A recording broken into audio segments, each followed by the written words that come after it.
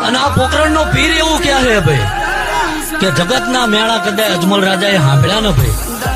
તેથી મારેથી રેવરાણું નતું ને એના ઘરે અવતાર લીધો હતો શું કહો બરોબર તો બોલું હું ને ભાઈ એમ જે તમારું કદાચ તપ વધી જશે જગત તમારી સામો આંગળી કરશે મારો ઠાકર એવું બોલે છે તેથી જો ઝાલા જોડા પહેરવા રહું ને ભાઈ અને મેઘડી રાતે ઘોડે પલાણ ના નાખું તો હું